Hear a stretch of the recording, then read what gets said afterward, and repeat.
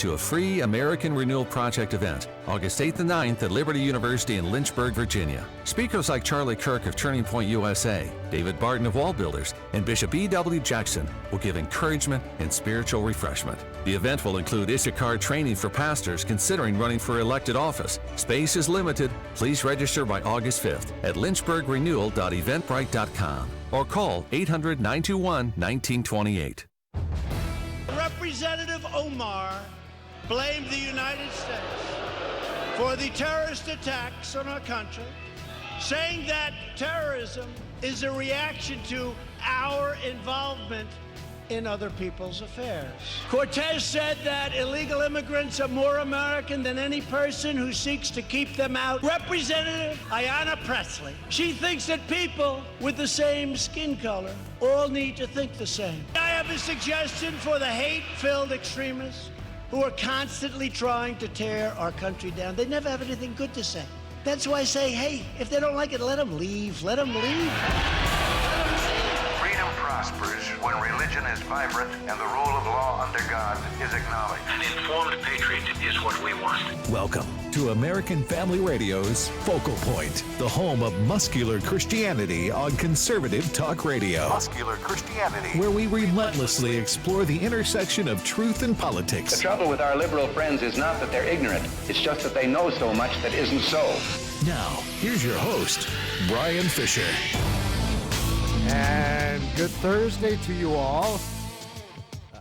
It is Fred Jackson once again sitting in for Brian, who is vacationing somewhere in the country. We're gonna have an update on where Brian is very shortly, so you stand by for that as he moves. Transcontinental Brian, we'll call him that. Hey, great to be with you today.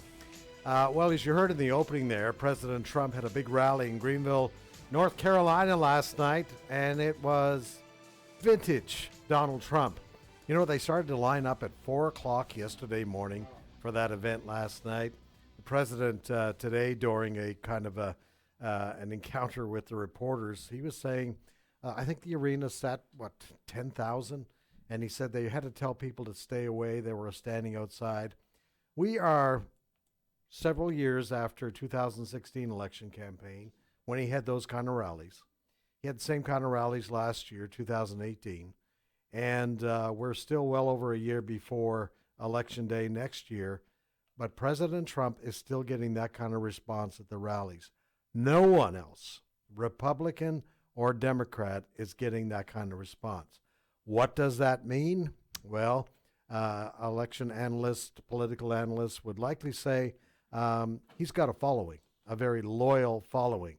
How that translates next year, no one really knows at this point. But I think it goes against the polls that you're seeing, where they have Elizabeth Warren and Biden and Bernie Sanders beating President Trump right now.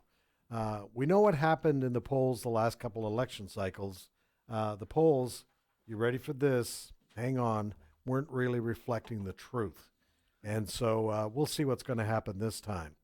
But before we get to, and we're going to talk about the rally a little bit more and what was said there last night. But before we get to that, I wanted to point out what I would call some hypocrisy.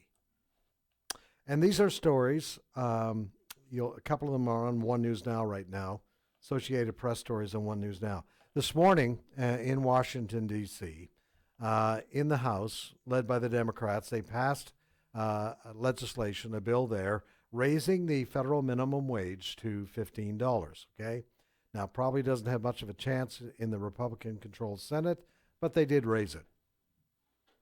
Before they had the vote in the House, Speaker Nancy Pelosi, she had a press conference with labor leaders and employees just ahead of the vote.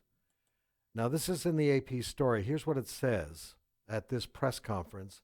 Lifting a young girl into her arms, Pelosi said, quote, "This is what it's all about. It's about family," end quote. And I thought about that for a little bit. So Nancy Pelosi, you believe what it's all about. It's about family. I wonder if the debate in the House was about a bill to restrict abortion. and somebody brought in a picture, an image of an unborn baby, a Republican. What do you suppose? Would Nancy say, yeah, it's all about family? Or if the Republican said it's all about family, including the unborn, what kind of response would the media have to that? That Republican would be totally condemned. He would be charged with being inappropriate, outlandish, all of those adjectives that the Democrats and their friends in the mainstream media. But Pelosi gets up there this morning, much like Barack Obama used to do. Remember when he'd sign legislation, they'd have a big news conference at the White House, and he would bring out a child. So Nancy Pelosi says it's all about family. She has this little girl in her arms and says it's all about family. You know, I thought about that too when a story just broke just a few minutes ago prior to coming into the studio. Here's the headline: man charged with killing 3 had been deported twice. This is a story out of Des Moines, Iowa, folks. A Guatemalan man who apparently entered the U.S. illegally after being deported twice has been charged with killing an Iowa woman and her 2 children. Nancy Pelosi, it really is about family. But it's about family, too, when we talk about securing our southern border. I wonder how Nancy Pelosi would react if somebody brought pictures of this mom and her 2 babies who are now dead. And you have this man charged now, who authorities have confirmed he was deported not once, but twice. He's 31 years old.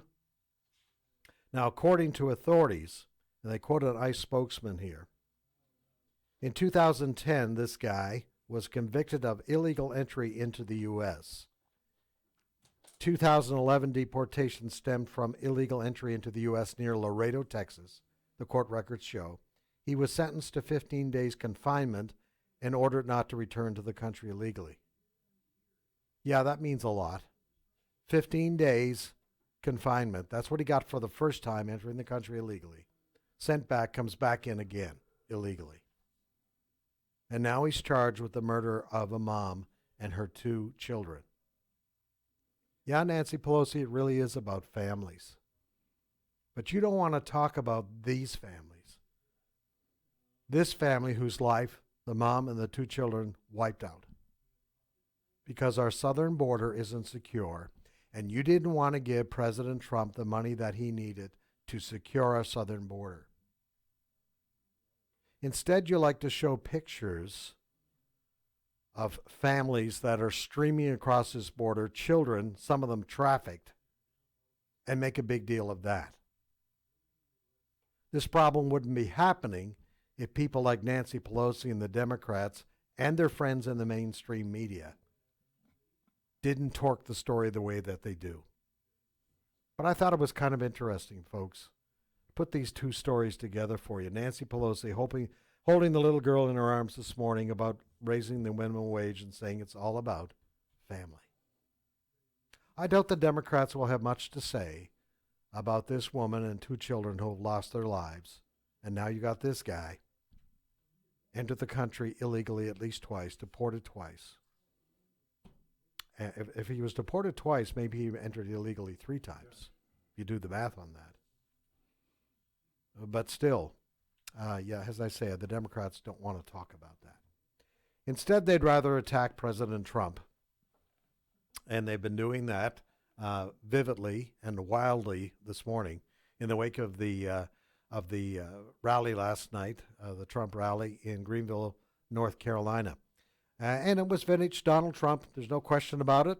And one of the popular targets last night were the members of the squad.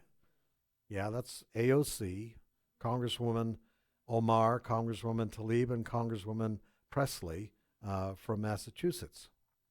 And it's been going back and forth. But this is what the president had to say about these members of the squad last night as part of his speech before this crowd of thousands in Greenville, North Carolina. Cut number 1.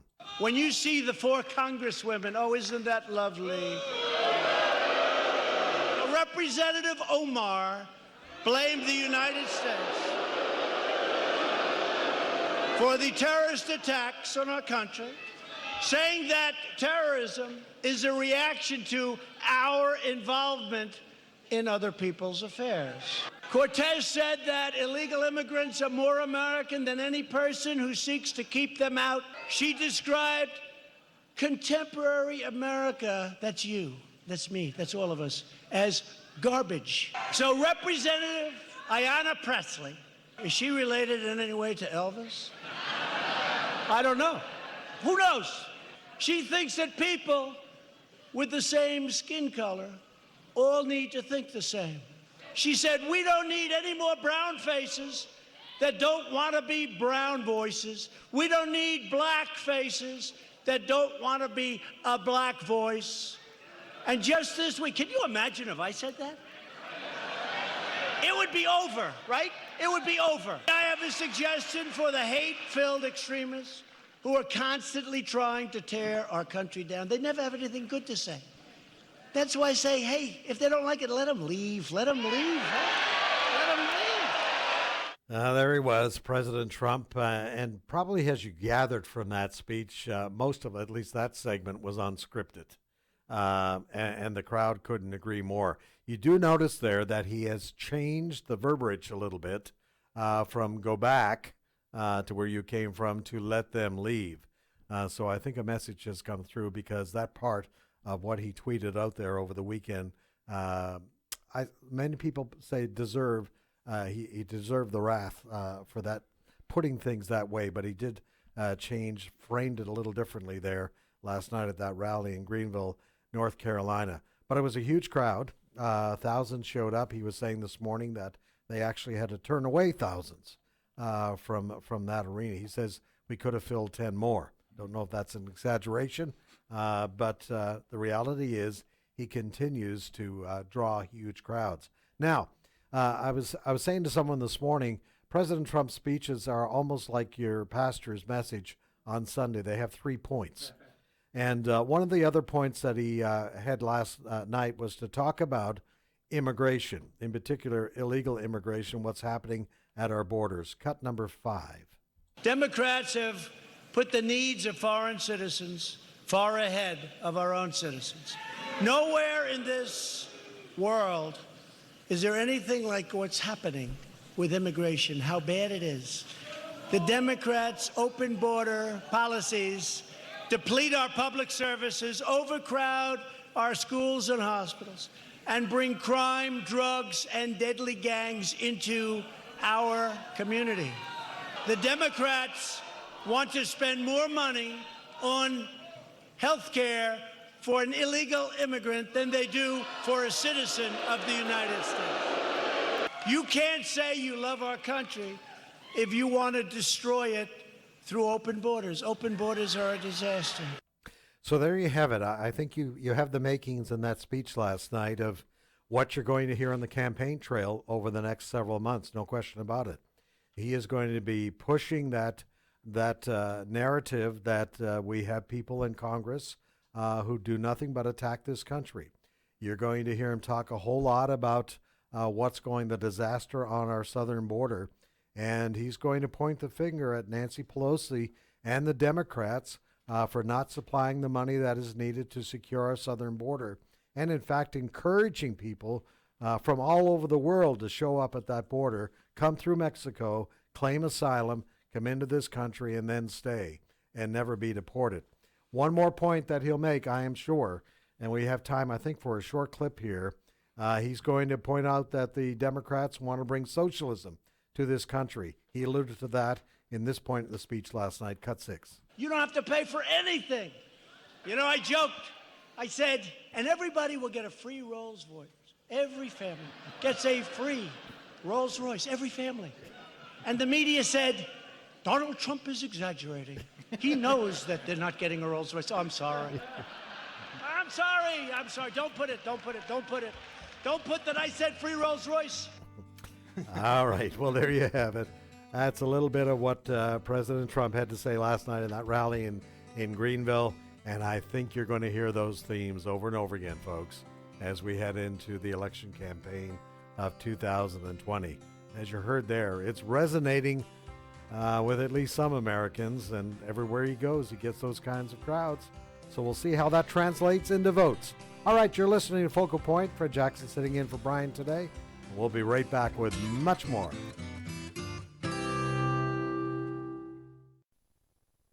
Like vinegar to the teeth and smoke to the eyes, so is the lazy one to those who send him. My name is Abraham Hamilton III, and this is the Hamilton Minute. As the network's ratings continue to sag, over 100 CNN employees have accepted voluntary buyouts, leaving many staffers worried for their jobs. CNN's audience shriveled in the second quarter of 2019, averaging only 541,000 total viewers, and it struggled even more during the primetime hours, 8 to 11 p.m. Eastern, finishing 15th on basic cable, behind TLC, Investigation Discovery, and the Hallmark Channel. Losing nearly 40% of their primetime audience, which already trailed Fox News and MSNBC, has their upper brass scrambling for solutions. America's not interested in CNN. Listen each weekday from 5 to 6 p.m. Central for the Hamilton Corner with Abraham Hamilton III, Public Policy Analyst for the American Family Association. This is Dr. Richard Land, President of Southern Evangelical Seminary. Welcome to Bringing Every Thought Captive. Yesterday I shared with you how the glorious Bill of Rights came to be added to the federal Constitution. James Madison, the father of the Constitution, fulfilled his pledge to bring forward a Bill of Rights in the first Congress under that Constitution. Madison fulfilled that promise on June 8, 1789, 230 years ago. Madison told fellow congressmen that amending the Constitution to provide for the protection of these rights would, quote, help to satisfy the public mind that their liberties would be perpetual, end quote. And he called them these great rights of mankind. Madison proposed the following freedoms that later became the First Amendment. Quote, the civil rights of none shall be abridged on account of religious belief or worship, nor shall any national religion be established, nor shall the full and equal rights of conscience be in any manner or in any pretext infringed. The people shall not be deprived or abridged of their right to speak, to write, or to publish their sentiments, and the freedom of the press, as one of the great bulwarks of liberty, shall be inviolable. The people shall not be restrained from peaceably assembling and consulting for their common good, nor for applying to the legislature by petitions or remonstratives for redress of their grievances.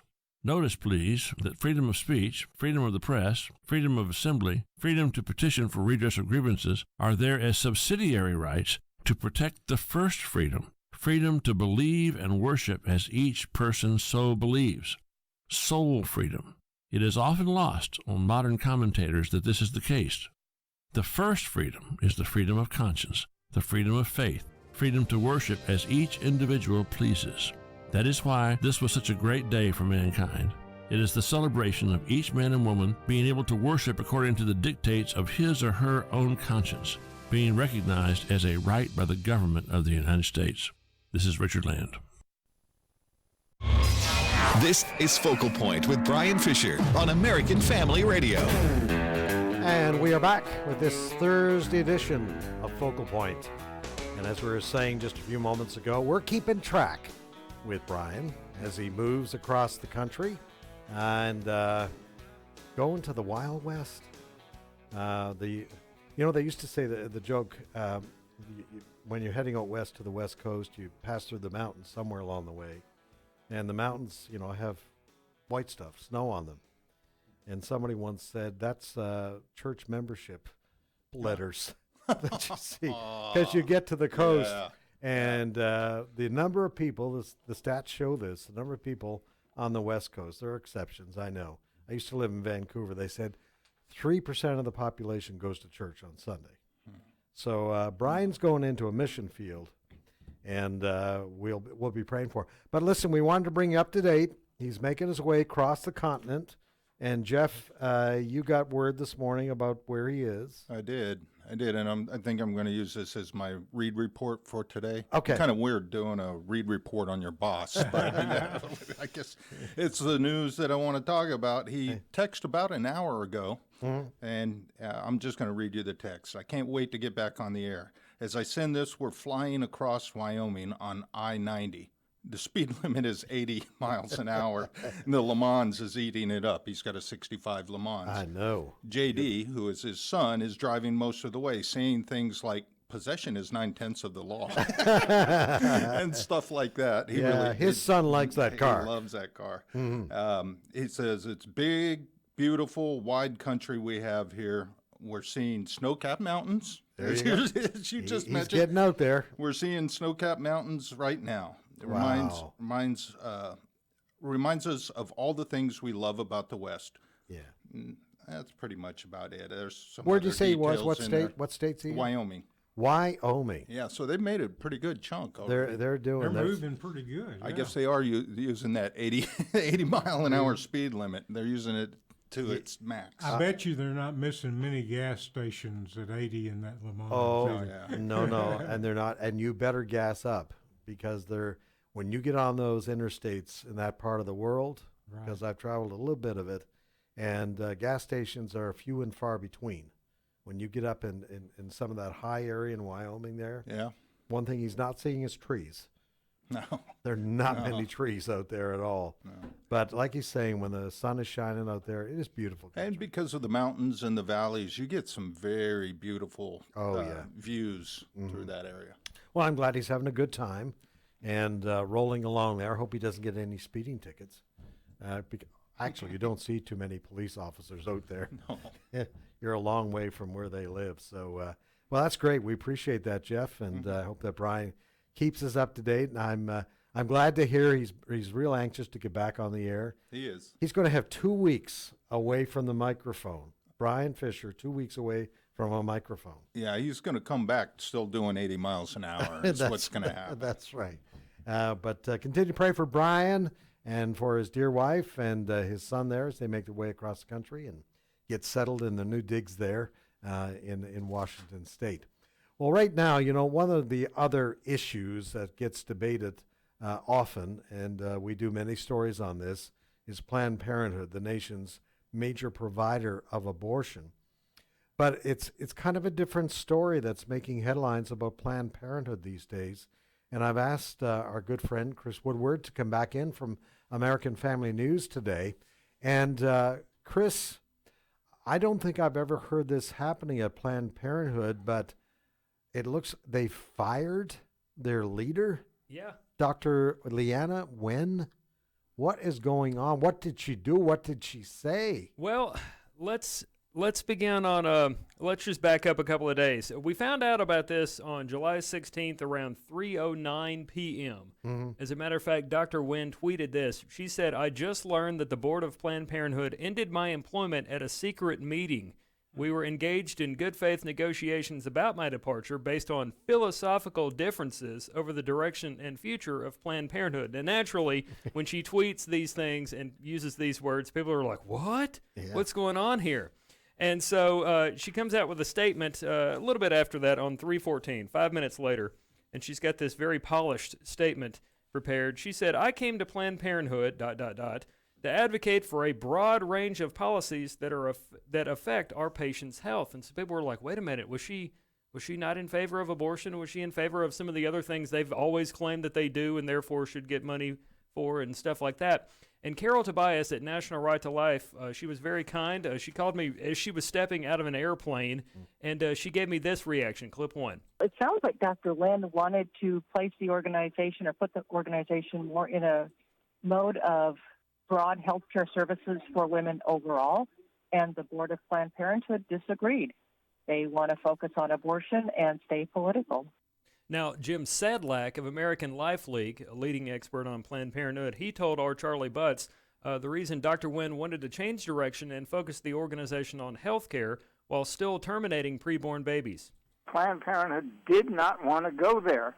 Their board of directors wanted Planned Parenthood to be the political activist organization fighting for every abortion every time and not try to turn it into a medical organization or a healthcare organization. And Dr. Wen has been saying abortion is healthcare for a long time now. As a matter of fact, when you go to her Twitter account, the thing at the very top above her picture and name and all that stuff, it says abortion is healthcare. And this is a drum that she's been beating for a long time. But apparently, Planned Parenthood wants something more political, you know? And I asked Carol Tobias, this is going to be clip 3, I'll call for it in a second. I asked Carol Tobias, like, what do you think about this being a secret meeting? Planned Parenthood is in the business of killing unborn children, so I would not think it beneath them in any way to do anything underhanded, even if it was their president, who they apparently wanted to force out. Now, I also just got off the phone with Katie Yoder. I do not have this sound, Rob, but Katie Yoder, a columnist with townhall.com, she said that, you know, Dr. Wynn, at the end of the day, is pro-abortion. She just wanted to, you know, have a different message than Planned Parenthood obviously was looking for. And Katie puts it this way. She says, Dr. Wynn was trained as a doctor, not a politician, and a political activist with a doctor's face was what Planned Parenthood wanted. And the person they have chosen to be acting president right now is someone named Alexis McGill Johnson. I asked Carol Tobias, what, if anything, do you know about Miss or Mrs. Johnson? She said she didn't really know, but she did tell me this, clip 4. But if she is taking over in the absence of an acting president, or if she is acting president, she is going to carry on their mission of continuing abortions and being active in the political scene, trying to defeat, you know, Donald Trump and pro-life candidates next year.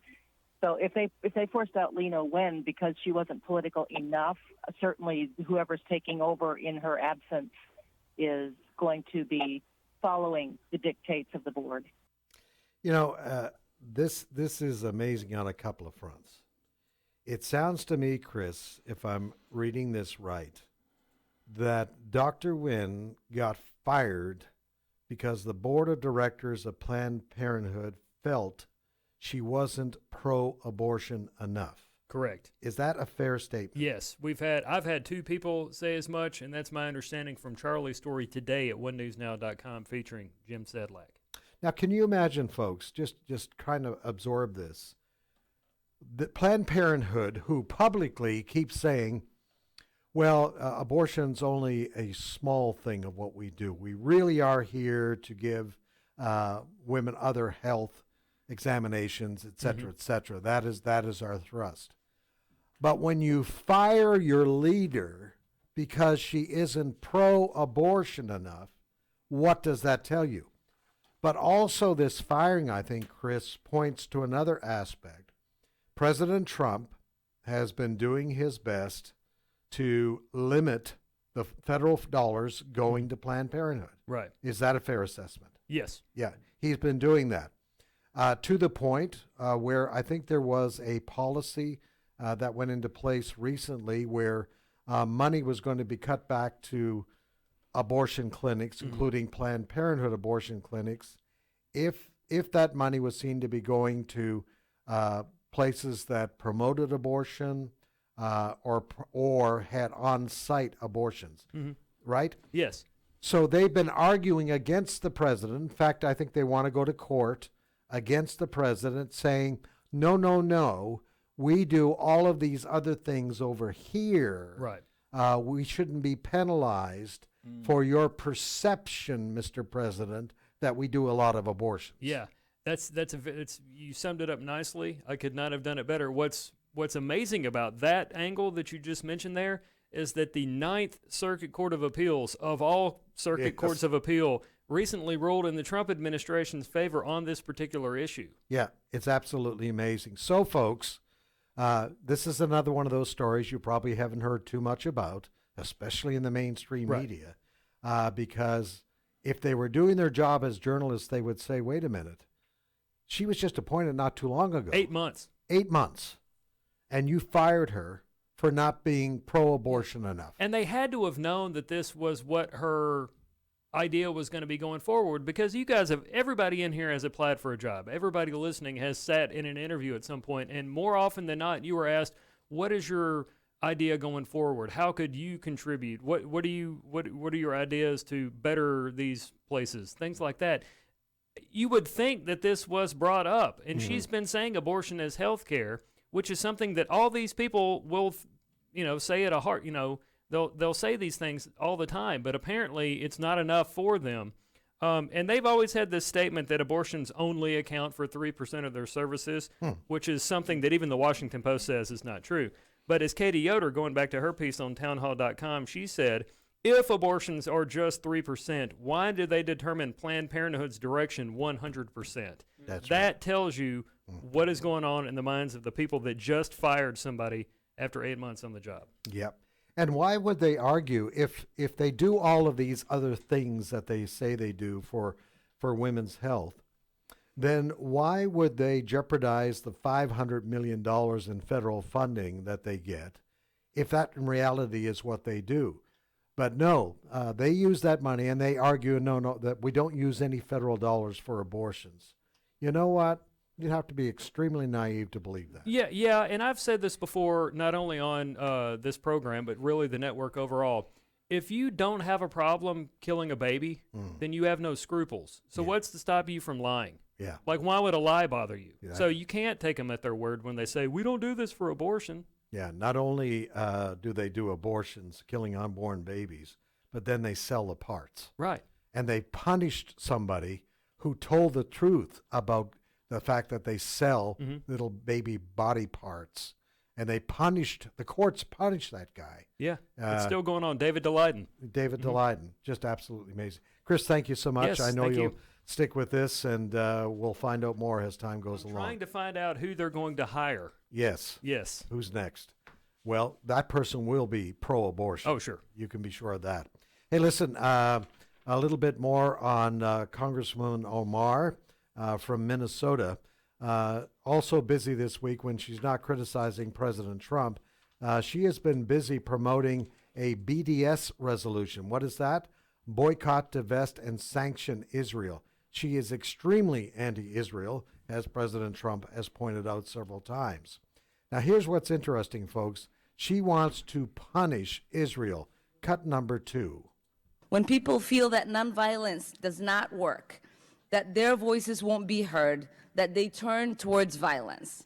This week, I introduced a resolution with civil rights leader, our colleague, John Lewis, and Rashida Tlaib, who know the importance of nonviolence movements.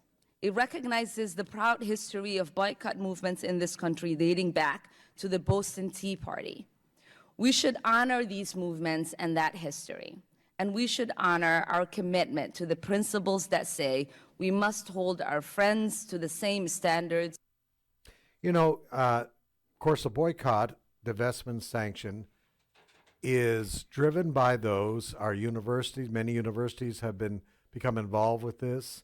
Some of the mainline Protestant denominations have become involved with this BDS movement, like the Presbyterian Church USA, to punish Israel for alleged wrongs that Israel is doing to Palestinians. By the way, Congresswoman Omar is a Muslim, also co-signing this resolution is Congresswoman Tlaib, who is, by the way, of Palestinian descent. She's the congresswoman, a Muslim congresswoman from Michigan. But here's an aspect of this resolution that you may not have heard of. Here's what Omar had to say. The resolution, she connects it with boycotts of Nazi Germany and the Soviet Union. Now, be very clear about this. She is comparing Israel today to Nazi Germany and the Soviet Union.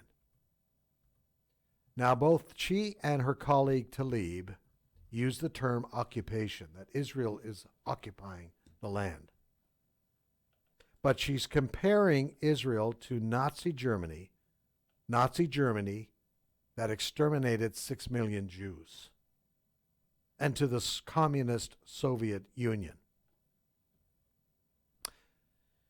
So I wonder, when President Trump says, Congresswoman Omar, he says she hates the United States, the country in the world that supports Israel the most, and she hates Israel.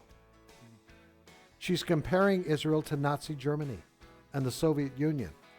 Sounds like hatred to me. So there you have it. So what do you think of the president's condemnation of the squad? 888-589-8840, 888-589-8840. One of his criticisms is hate Israel. Here's proof of it. 888-589-8840 is the number to call. We will hear from you when we come back here on Focal Point on this Thursday edition. Fred sitting in for Brian. We're waiting for your calls. Be right back.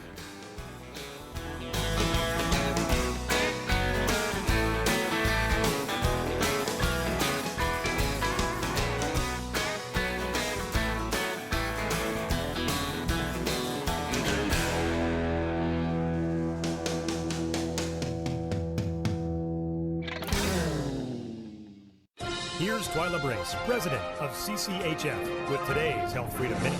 On July 9th, California's governor signed a bill into law to make lower-income illegal immigrants under the age of 26 eligible for Medicaid.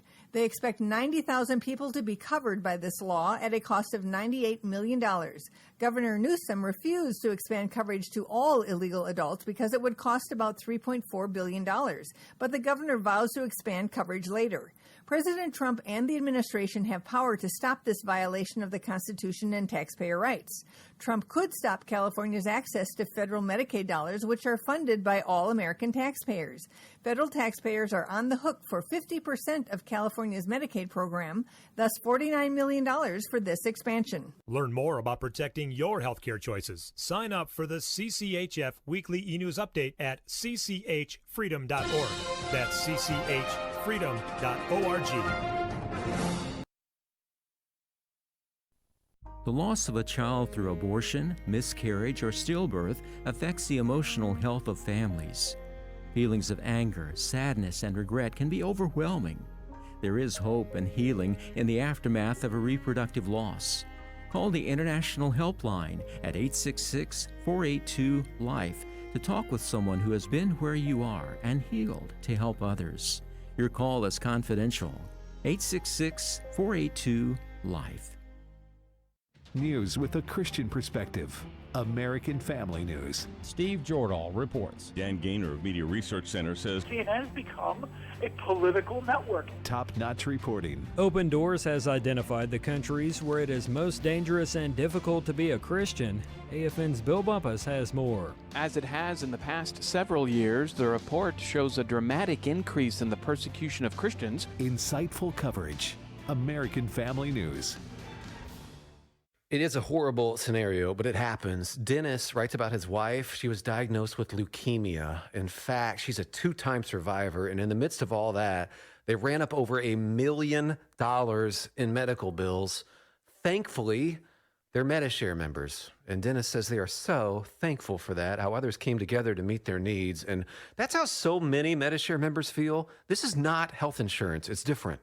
You don't have to pay for things you don't believe in. And like Dennis found out, it just works. So if you join MediShare, not only do you save a lot of money, the typical family saves about $500 a month, but you know where your money's going each month. You're helping people, and if the time should come, they'll be helping and even praying for you. So yes, it's different, and as more than 400,000 people now know when it comes to healthcare costs, different is beautiful. Find out more. Call 833-44-BIBLE. That's 833-44-BIBLE. 833-44-BIBLE. American Family Radio. You're listening to Focal Point with Brian Fisher.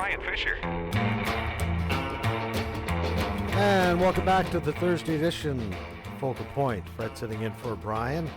These next few days while Brian and family make their way to the West Coast. And we just had a report a few moments ago. They're in the great state of Wyoming. Yep, doing about 80 miles an hour. Doing about 80 miles an hour in his, what kind of car is it again? 65 Le Mans, Pontiac Le Mans. Beautiful red car. Yeah, I know. Brian is mighty proud of that car. Yeah. You know, he's doing 80 today, but when he comes back on the air, we'll have to write him a citation for speeding because he'll be doing 100 on the air. Oh, yeah. That's right. And as he said in that note, Jeff, to you this morning, he can't wait to get back on the air. Yeah. Brian, that's Brian Fisher for you. All right. Yeah, if you've ever paid attention to his Facebook or Twitter, well, not Twitter anymore, but Facebook page, when he's on vacation or taking a few extra days off, you see that he doesn't get out of the loop very often. No. It's a passion. It's not a job. Yeah. For Brian. There's not a story out there that he doesn't find interesting and also find a biblical application to. And that's what makes that so interesting. Yeah. Even stories about grizzly bears and polar bears, and he can bring it all together. Yeah, just amazing. Yeah, he is. He's a real treasure for American Family Radio. All right, let's go to our phones. 888-589-8840 is the number to call. Let's go to Kansas first, and we have Mary on the line. Mary, welcome to Focal Point. Go ahead. Thank you, Fred.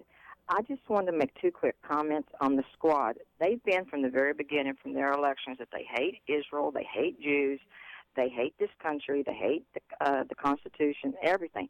But yet when President Trump throws it back in their face, what they're doing wrong, then everybody says impeachment. We got to do a resolution. And we've got a few weak Republicans getting scared, trying to buddy up with them, and instead of backing their president, they think if they get on their side, if they win, they'll get a reward. Well, they won't. They'll just get knocked off in the knees. But I have another comment on the abortions. If MS-13 is being arrested for mutilating people, murdering all these people, which I'm glad they're arrested, but if they're getting arrested, then the doctors that are doing these abortions, where they're taking these babies apart the same way the MS-13 did their victims, they should go to prison too. And thank you, and God bless all of you. Mary, that's an excellent point. The point that Mary is making there, they've arrested, and I think we mentioned this yesterday, 22 members of the MS-13 gang from El Salvador have been indicted, multiple murders in multiple states. And I think 19 of the 22 entered the country illegally. And you got to bring this all together, folks. So when the president says we have a crisis on our southern border, we have intermingled amongst the others coming in from all over the world now, by the way, you have very bad characters. And if you weren't here when we opened up our program today, Dateline, Des Moines, Iowa, a Guatemalan man who was deported at least twice from this country, now charged with killing an Iowa woman and her 2 children. So when he talks about there are dangerous people that are also coming across this border, that our border is porous, that he needs money to secure our southern border, it's not just a Republican thing, folks. It's about national security.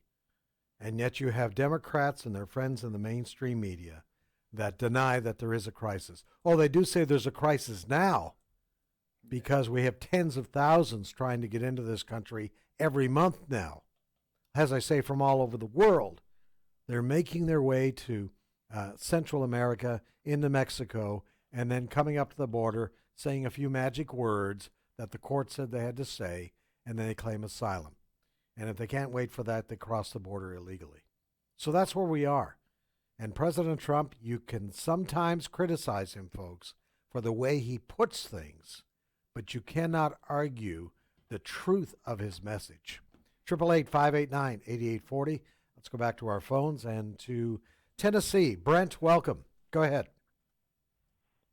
Hey, just really agree totally with what Trump, has been saying about the Quad here. It's just so hard to believe that so many people still follow them, the new face of the Democratic Party. It's just hard to believe with, you got the media turning in half of the public, and just changing their minds and with lies and everything. It's just I really hate seeing what the country's come to. It's really sad. Yeah, it is, and I keep going back.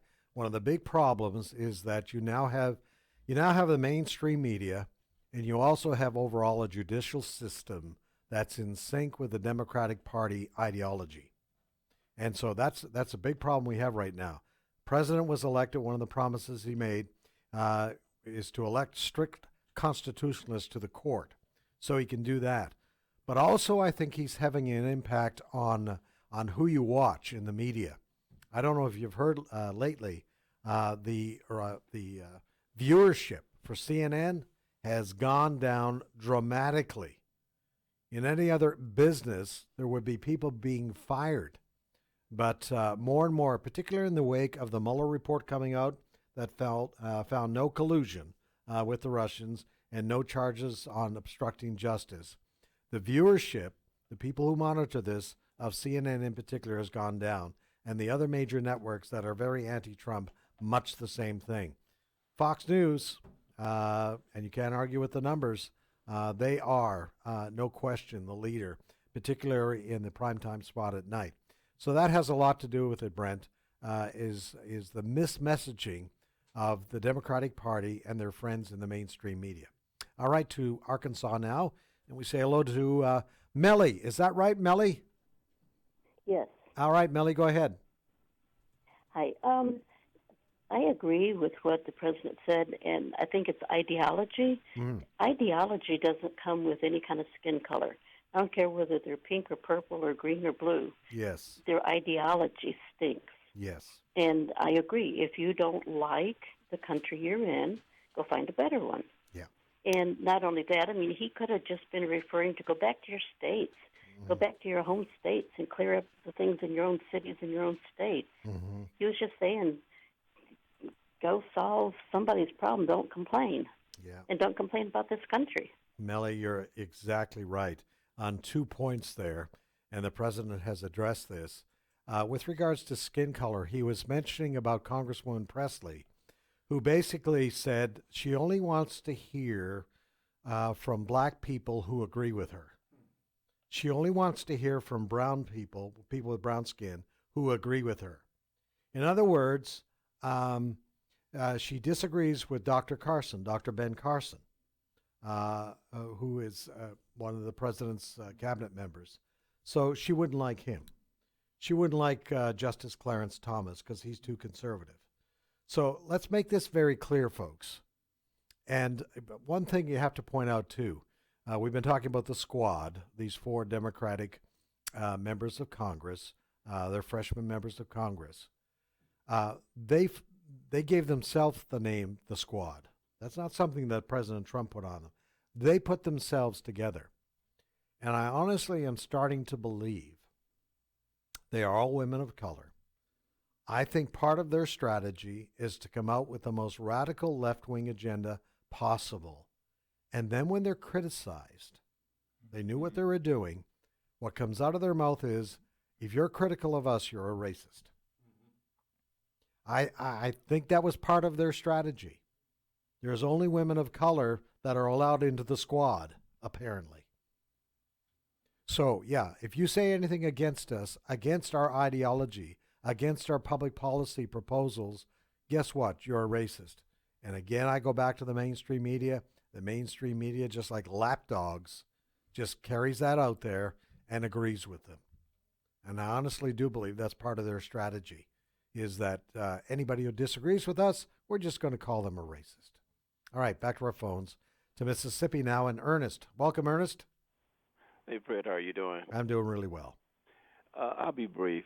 What the president said, I don't have a problem with. He's exactly right. But what I do have a problem with, I know the liberal media, that's fine, but Fox is no better. I'm a radio news listening guy. I go back and forth with you all, and I will see what the other ones say. Sure. Each day they add, when they talk about these 4, they add women of color. They're doing it just as bad as, and I know Fox may have good rating on the individual shows. That's understandable. But their news reporting, they report no differently. Yeah. And the other thing is, President exactly right. Nobody said anything about when the flag was torn down in Colorado, Mexican flag raised up, and during President Bush time, they marched down our streets with Mexican flags. Nobody said anything. Now, my last comment, compare and contrast. President Obama was kind of president that he showed you what a president can do when nobody speaks out against him and his party is behind him, no matter what. Now, President Trump has shown you what a president can't do when he's trying to go by the Constitution and the party that's against him speaking out loud, and his party, you can't hear a thing. Yeah. And he can't get a thing done. No. This is the first president I've ever felt sorry for and been more prayerful for. I am just saddened the weakness of our Republican Party, and I told Senator Wicker's office this and Representative Palazzo, the only reason I still vote for them because I don't want a Democrat to take the seat, but they're just as weak as the rest of them. During their election time, they couldn't speak enough about the president. Yeah. Now, I haven't heard a whisper. Yeah. And again, I can go on, but I'm going to stop. But the president is exactly right. You don't love the country, leave the country. How many celebrities have you heard or seen leave the country? They don't. They make their money here. Yeah, that's exactly right. Hey, Ernest, man, That was a good you need call. your own radio show, Ernest. Wow, that's I'll tell good. you that, because you've assessed things extremely well. And, you know, folks, God made us. And I think Brother Abe Hamilton has talked about this, that we have different levels of melanin. That's the only difference. Yeah. We all have souls, eternal souls. And what makes us different is what we believe and what our ideology is, what our spiritual beliefs are. And, you know, some people like to hide behind their skin color. And I have no argument. I believe there are some people who are racist. But I think racism travels across various skin tones. It does. And it's a convenient out for people who don't have a logical argument sometimes to come back against an individual. They just put up that flag. And our caller could not be more right. And I agree with Ernest also. I think there are a lot of conservatives that are mighty disgusted right now with the Republican Party. When they were elected, when Republicans were elected to the House, to the Senate, and to the White House in 2016, they had a wonderful opportunity to help the president meet his goals. Mm-hmm. They had an opportunity to give full funding to the president to secure our southern border, and guess what? They did not do it. Do you think when the Democrats have complete control, Barack Obama showed that in 2008, what was the first thing they did? Obamacare. They drove that thing through. Remember Nancy Pelosi? Obamacare, that bill, 2,000 and some pages long. Well, you'll have to pass it to find out what's in it. She sure didn't apologize for that. But you see, and here's the distinction, I think, and it's a great distinction. Donald Trump is not a politician. Yeah. He is not a politician. He comes into this office as a businessman. And that really irks even within his own Republican Party. That irks them. He's not behaving like a politician. He is not politically correct. Yeah, he's rough around the edges sometimes in his descriptions of things. But you got to remember where he comes from, too. He comes from the east side of New York. They're rough there. That's a rough neighborhood. And sometimes his language reflects that neighborhood versus what we're used to and what we expect on a national scale. No question about that. But the Republicans, some of them have been there far, far too long. And in their book, it's all about compromising. Maybe to get a few things done. Maybe to get a few crumbs from the Democrats. And that's the problem right there, is that attitude. They are not there to win for the people who elect them. They're there to try to keep their jobs. Here's my prediction. We're heading into an election. Those who are up for re-election next year, you're going to get all kinds of press releases wherever you live in the country from your senator or from your member of Congress. You're going to get little press releases about grants to this group and that group and this group and that group. That's what you're going to get. And they're going to make the point, hey, if you want the money to keep coming to this district, hey, just keep electing me. Because that's the dirty side of politics. I'll buy your vote. They don't put it that way, but I'll buy your vote, and then I'll forget about you, and I'll go to Washington, and I'll continue to play the political game. President Trump is not a politician. He doesn't play those games. And I think a whole lot of Americans really support him because of that reason. Mm-hmm. All right, been a pleasure to be with you today. This hour has just screamed by as always, but Lord willing, if the Lord gives us another opportunity, we'll be back and do it again tomorrow. So you make sure you stay tuned. Hey, in the meantime, much more great programming here on American Family Radio, so stay close to that radio. God willing, we'll see you tomorrow. Bye for now.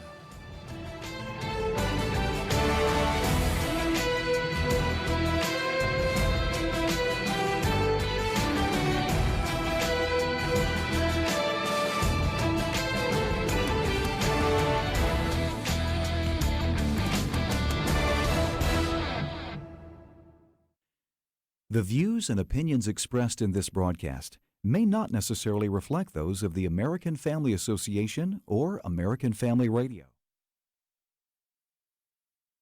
Faith, family, freedom. American Family Radio.